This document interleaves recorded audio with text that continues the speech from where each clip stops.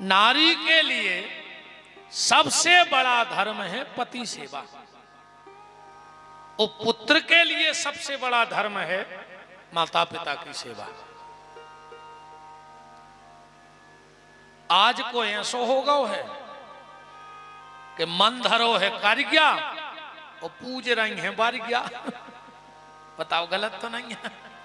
पूरे घर को धागा लपेट दो ले जाके बारिज्ञा को अमास के दिन का हो जे उसे। अगर धागा ही लपेटे से विमान उतर रहो तो कसन लपेट दे, मोटी सी रस्सी ले जा, उमें और जल्दी आ जाए। बताओ, मन धरो कर गया पूज रही बार गया। घर की सास प्यासों मर रही, 4 बजे दुर्गा ढार में जा रही। का निकल है उसे मतलब बोलो। अगर घर में बूढ़ी सास बैठी है और अगर वो प्यासी है तो तुम्हारा मंदिर जाने का कोई मतलब नहीं है। कछु कछु माताएं तो अपने बुंदेलखंड में जा भी कहते हैं, कई जिज्जी ये बार तो बासी दुर्गा ढान ने बासी, माने भगवान सो ही बासी हो जाए। अच्छो करो कि तुम 1 लोटा पानी डाले आई, ना कहो भी सड़ जाती 2-3 दिन में। जब बासी हो सकत तो सड़ भी सकत, नहीं सड़ सकत। बासी दुर्गा ढान ने गाय काका तमाशे चले यार। घर वालों भूखो फिर रहा भी सुहागलों में चली गई। सुहागला के घोड़े का पराए, वो रोटी ढूंढ रहा हो कि 2 ही रोटी मिल जाती तो खा के पानी पी लेते। अच्छो ते खा के और शाम को मुट्ठी में चना लेके घरे आ गए कि जे तुम खा ले। वो का घोड़ो आया है, घर वालों का घोड़ा आया है। बताओ, हमें दिक्कत नहीं है, खूब सुहागले करो, पर तन्ना सुहागला को ध्यान रखियो। जो अंदर सुहागले हुए सो सुहागला को रोटी खुआ दियो पहले, बस कि आओ सुहागला तुम रोटी खा लो। कहियो काहे कहियो हमारी सुहागले हैं। गोस्वामी तुलसीदास जी ने कहा है कि एक ही धर्म एक व्रत नेमा, ओ काय वचन मन पति पद प्रेम। माताओं को एक ही धर्म, एक ही नियम है कि वो पति परायणा रहे, पति के चरणों में उसकी प्रीति रहे। और शास्त्र तो यहां तक कहता है, और इसी से महापुराण का लेख है कि जिस लड़के ने जीवन में एक बार अपने माता पिता के चरण धो करके चरणामृत ले लिया है, उसको किसी तीर्थ के जल पीने की आवश्यकता शेष नहीं बची है। उसके सारे तीर्थ हो गए। जिसने माँ बाप के चरण धो के एक बार चरणामृत ले लिया, और जिस पत्नी ने एक बार पति के चरण धो के चरणामृत ले लिया, उसके भी सारे तीर्थ हो गए। पर काय को लगे या तो हम बहुत बड़ी बात कह रहे हैं, चरण धोवे की बे पांव नहीं पड़ो चाहत, पांव नहीं पड़ा तो बे तुमने तो वो हाथ उठा दे, इतने जने तो बैठे को परत रोज घरे पांव उठा दे का जने हाथ के हमारे घरे परत है।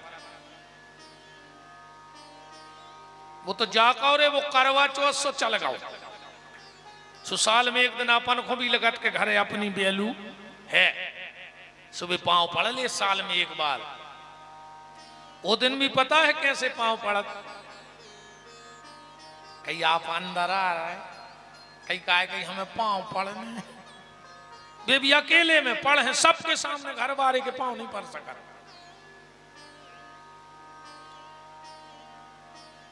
चंचुला ने हाथ जोड़ के कहा, पंडित जी आपने जो भी बताया वो सब मेरे ऊपर उतर गया, इसलिए आपसे प्रार्थना है। कौन सी प्रार्थना है? आपसे हमारी ये प्रार्थना है कि हमें कोई उपाय बता दीजिए जिससे हमें इस चीज से मुक्ति मिल जाए। अच्छा, एक बात ध्यान से सुनना, लगभग ये मंत्र यहां जितने लोग बैठे सबको आता है। तुम्हें वो माता च पिता, तुम्हें वो बंधु च सखा, तुम्हें वो विद्या द्रविणम, तुम्हें वो सर्वम मम देव देव। पर आप में से कोई ये बता सकता है कि ये मंत्र कहां का है, कौन से पुराण का है, किस अध्याय का है, या कौन से वेद में लिखा है? आता लगभग सबको है। ईमानदारी बताओ, किसी को पता है कि रामायण को आए, जो कि महाभारत को आए, कि भागवत को आए? किसी को पता नहीं है। आता सबको है। ये मंत्र श्री शिव महापुराण के महात्म के अध्याय नंबर 3 के श्लोक नंबर 56वां है। ये किसने किससे कहा? ये चंचुला ने पंडित जी से हाथ जोड़ के कहा कि पंडित जी, अब तो सब तुम ही मेरे लिए हो, तुम ही माता, तुम ही पिता, तुम ही सब कुछ हो, पर मुझे इस पाप से मुक्त करा दो। अनजाने में मुझसे हो गया ये पाप। जब चंचुला की ऐसी दीन दशा देखी, पंडित जी ने कहा, माता चिंता मत करो, भगवान भोलेनाथ से प्रार्थना करो कि बाबा कृपा कर दो, बाबा कृपा कर दो, झोली मेरी भर दो, तेरी दया का तेरा ध्यान धरेंगे, तेरा बाबा कृपा झोली मेरी भर दो, तेरी कृपा का हम सदा गुणगान करेंगे, तेरा ध्यान धरेंगे। बाबा कृपा कर दो, झोली मेरी भर दो, तेरी दया का हम सदा गुणगान करेंगे, तेरा ध्यान धरेंगे। बाबा कृपा कर दो, झोली मेरी भर दो, तेरी कृपा का हम सदा गुणगान करेंगे, तेरा ध्यान धरेंगे। कोशिश करो तो ना, अगर शरीर हल डुल जाए, अगर प्राण होए तो करो कोशिश। बाबा कृपा कर दो, झोली मेरी भर दो, तेरी दया का हम सदा गुणगान करेंगे, तेरा ध्यान धरेंगे। बाबा कृपा कर दो, झोली मेरी भर दो, तेरी कृपा का हम सदा गुणगान करेंगे, तेरा ध्यान धरेंगे।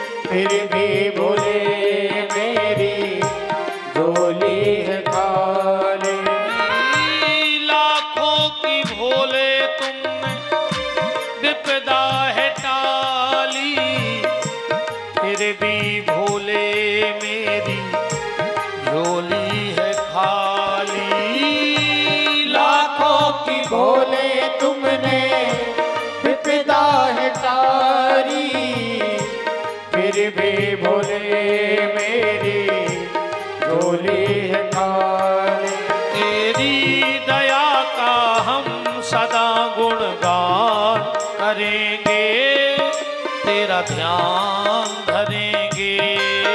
बाबा कृपा कर दो, झोली मेरी भर दो, तेरी कृपा का हम सदा गुणगान करेंगे, तेरा ध्यान धरेंगे, तेरा ध्यान धरेंगे, तेरा ध्यान धरेंगे, तेरा ध्यान धरेंगे, तेरा ध्यान धरेंगे, तेरा ध्यान धरेंगे, तेरा ध्यान धरेंगे।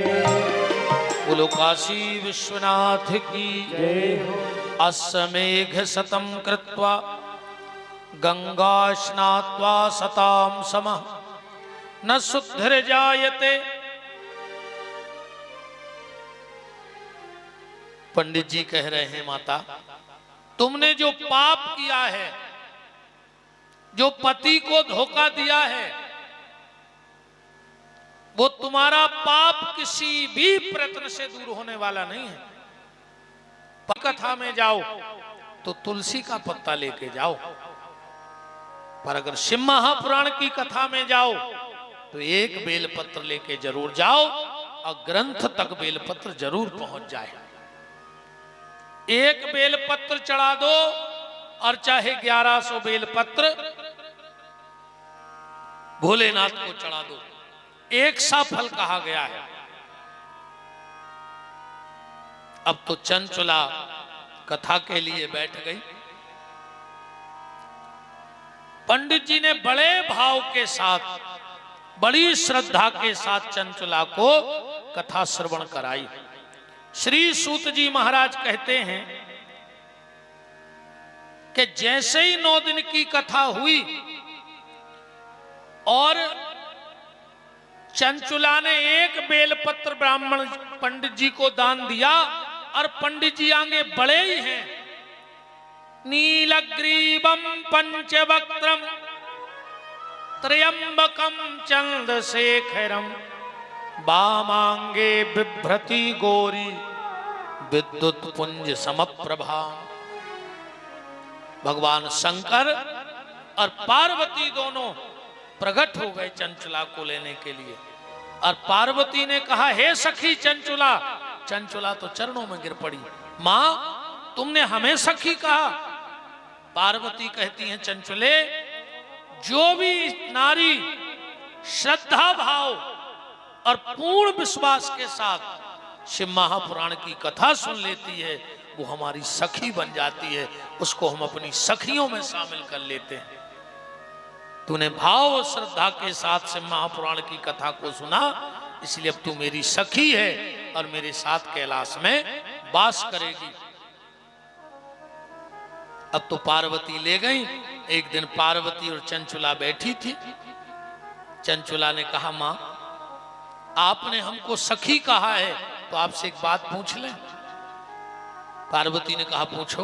बोले, मां आप तो सब जानती हो, बस इतना बता दो कि इस वक्त मेरा पति कहां है। भले दुष्ट था, पापी था, कैसा भी था, पर था तो मेरा पति। और इस बात से एक बात समझना, मति और श्रीमती, बात को पकड़ना कथा में से। मति और श्रीमती, अगर पति की मति अगर गड़बड़ भी हो जाए, पर श्रीमती की मति ठीक बनी रहे। पति की मति गड़बड़ हो जाए, गलत रास्ता पे चली जाए, अगर श्रीमती की मति ठीक है तो एक दिन श्रीमान जी की मति अपने आप लौट जाए। हाँ, उदाहरण देखो आप, रावण की मति गड़बड़ हो गई, पर रावण की श्रीमती मंदोदरी भगवान के चरणों में जुड़ी रही, एक दिन गति बन गई रावण की। हिरण्याकश्यपु की मति खराब हो गई, पर वो की श्रीमती कयाधु भगवान को भजन करत रही।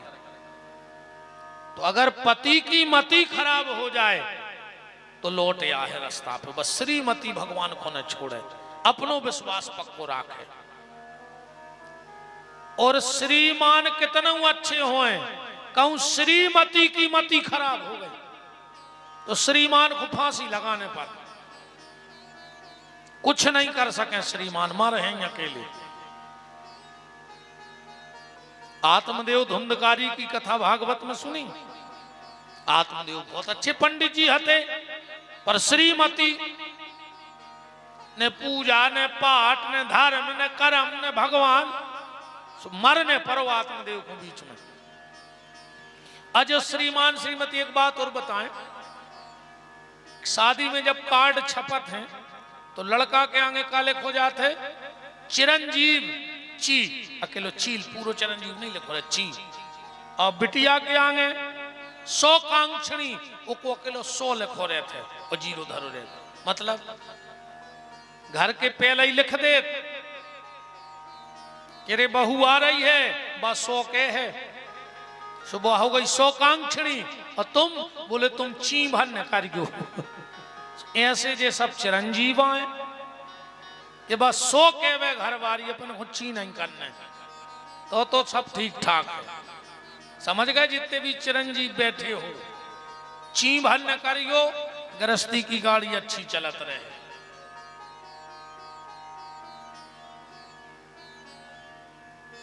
अब श्रीमती, बहुत ध्यान से सुन लेना, 2 गलतियां घर की आज से सुधार देना।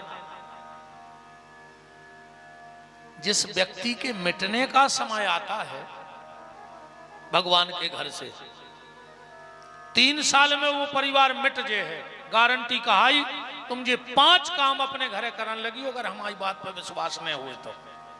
जो हम मना कर रहे वे तुम 5 काम चालू कर दियो घर में, तुम 3 साल में बर्बाद हो जाओ। पहला काम, बिस्तर पे बैठ के भोजन नहीं करना कभी। सोने वाले बिस्तर पे बैठ के कभी भोजन नहीं करना चाहिए। उस परिवार पे भयंकर विपत्ति आती है जो संभलाए नहीं संभलती। सोने वाले बिस्तर पे न बच्चों को भोजन देना, न परिवार वाले भोजन करना, क्योंकि बिस्तर पे भोजन करता है ब्रह्म हत्या वाला।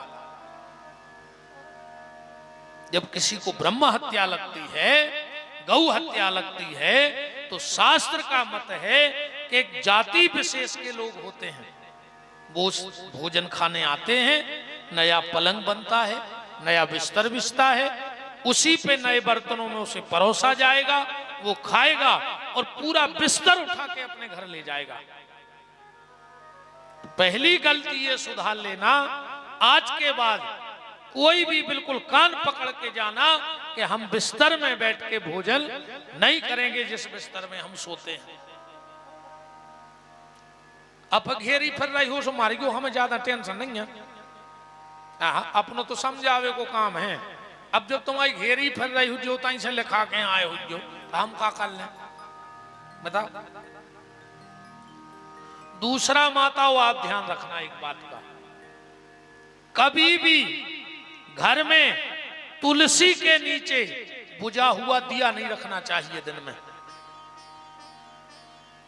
सूर्य का प्रकाश कभी भी तुलसी में से बुझे हुए दिए पे ना पड़ जाए। सबसे पहले उठ के माताओं को तुलसी के नीचे से वो दिया उठा लेना चाहिए। उस घर की रिद्धि सिद्धि धीरे धीरे खत्म होने लगती है, उस घर में कलह होने लगता है।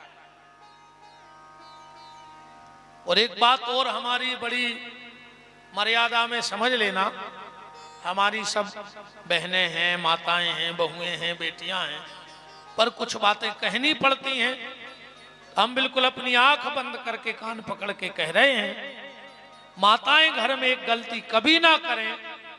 जितने दिन मासिक धर्म रहे तो कोशिश करें कि आपके घर में जितनी जगह में तुलसी की छाया पड़ती हो, उस अवस्था में उतनी जगह में ना जाएं, वरना उस घर का विनाश बहुत जल्दी हो जाता है।